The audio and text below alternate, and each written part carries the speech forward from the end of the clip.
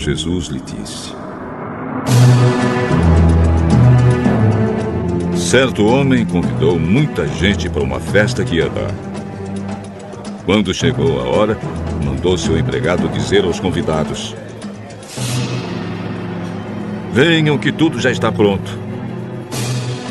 Mas eles, um por um, começaram a dar desculpas. O primeiro disse ao empregado: comprei um sítio e tenho de dar uma olhada nele. Peço que me desculpe. Outro disse: comprei 5 juntos de bois e preciso ver se trabalham bem. Peço que me desculpe.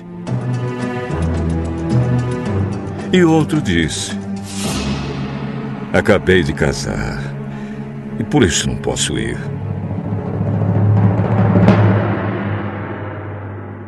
O empregado voltou e contou tudo ao patrão. Ele ficou com muita raiva e disse: vá depressa pelas ruas e pelos becos da cidade e traga os pobres, os aleijados, os cegos e os coxos.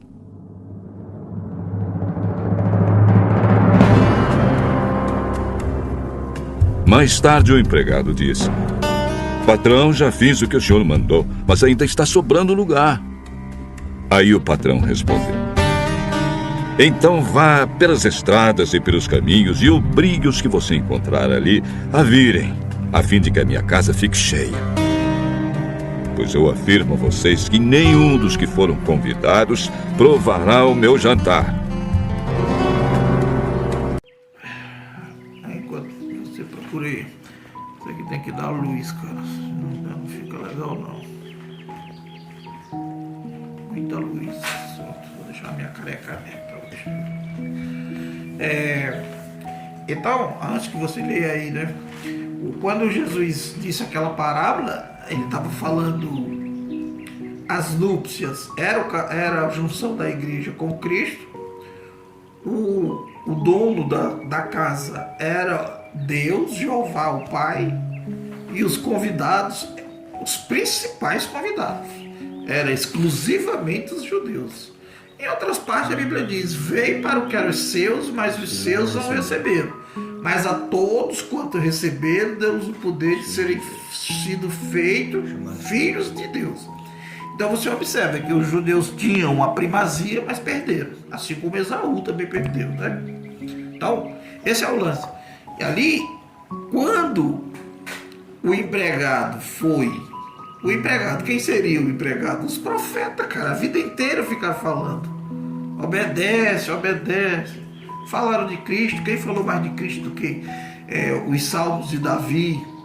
Salmos de Davi, cara, diz coisa específica sobre Cristo. Até sobre a túnica dele, que não foi rasgada, foi lançado o sorte, está escrito nos Salmos de Davi. Até pelo fato dele não ter sido sofrido corrupção na cova, quer dizer, o corpo de Jesus não sofreu decomposição, entendeu? Ele morreu, mas os átomos não foram decompostos, porque Deus não permitiu, né? Ele ficou 3 dias sumido do mundo dessa terra aqui, mas o corpo não estava se degradando como o corpo de um ser humano normal. Por quê? Porque ele não tinha motivo, não tinha pecado para ser corrompido. O salário do pecado é a morte, mas Jesus não pecou. Olha isso. Entendeu? Então Davi já profetizou isso, cara. Provavelmente sem saber, inspirado pelo Espírito, ele disse: o teu servo, disse o Senhor ao meu Senhor, olha, disse o Senhor ao meu Senhor, senta aqui do meu lado enquanto eu ponho por estrado dos teus pés todos os teus inimigos. Os inimigos de Cristo são as potestades, quantas pessoas, até os próprios homens, assim, né? Então, o Davi falando do salmo, eu só não estou lembrando qual é o salmo, porque o assunto não é esse, né, que nós vamos gravar, mas eu estou lhe dizendo, para completar o que eu já vinha, ele disse: o meu corpo não verá corrupção. Então ele estava falando que ele ia ser sepultado, mas as não matérias não iam compor. Mas Davi morreu e foi. Depois Paulo até fala disso. Você não está entendendo não o que Davi está querendo dizer? Como é que Davi está querendo dizer que o meu corpo não vive? Davi ele não está falando dele, não é dele que ele está falando, está falando de uma outra pessoa. E diz, dividiram entre si as minhas vestes, mas sobre a minha túnica lançaram sorte. Né? O que Davi tinha a ver com a morte de Cristo? Ele é o começo. O Davi é a linhagem, faz parte da linhagem de Davi. Ele disse, um rebento de Jessé, filho de Davi. Está escrito em vários cantos. Jesus, filho de Davi, tem misericórdia de mim. Então a linhagem é essa. Então Davi falou muitas coisas a respeito do Cristo. Né? E os profetas. Então os profetas eram esses empregados que o dono da casa falou. Vai lá confirmar, porque se a festa está marcada para dia tal, um pouco antes eles mandam confirmar, o dono da casa manda confirmar os convidados, confirmar, que é para exatamente não gastar mais do que o necessário, né? Tem que haver confirmação. Então vai lá, vai confirmar os convidados. Aí no primeiro só eu não consigo ir, diga lá pro seu chefe lá, o dono da casa lá, que me tenha por excusado, porque eu me casei, estou de lua de mel, não posso. Né? Aí o outro disse, olha, eu comprei uma junta de boi, preciso experimentar. Quer dizer, estou ocupado, né? É isso que você falou. Não faz porque não quer. Não tem tempo, não tem tempo. Certo, não tem tempo. Mas para fazer as outras coisas tem tempo. Muitas vezes tem tempo para fazer as outras coisas. Tá? É claro que vão nos chamar de louco, porque estamos lendo a Bíblia essa hora, estamos fazendo estudo essa hora. Claro, vão nos chamar de louco, mas 1 Coríntios capítulo 1, verso 21, né? Assim como pela sabedoria de Deus, não o povo, o mundo não conheceu a Deus pela sua sabedoria, que são as criações, toda a criação que Deus fez, não deu, foi pouco. Foi pouco. Não foi suficiente. O sol é pouco. As estrelas são pouco. O universo é pouco.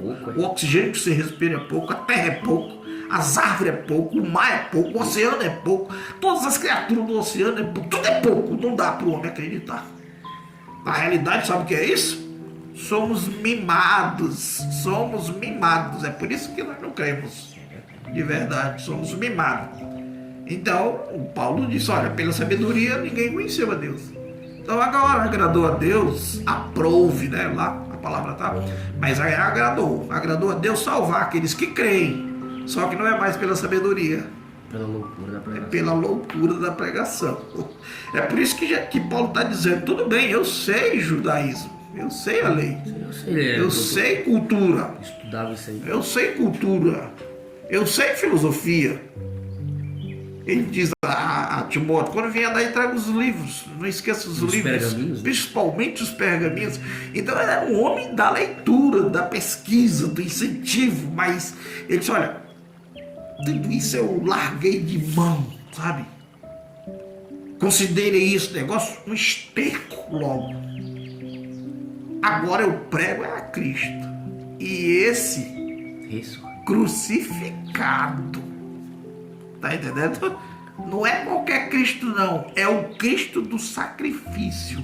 Aquele que Pilatos tentou arrancar uma palavra dele e não conseguiu. Deixa 10 minutos aí. Não conseguiu arrancar nem uma palavra dele. Herodes pelo mesmo jeito, não conseguiu arrancar nem uma palavra dele. Por quê? Porque a profecia era como ovelha muda foi levado perante seus tosqueadores e não abriu sua boca. Como é que ia acontecer de outro jeito? Não podia. Tá?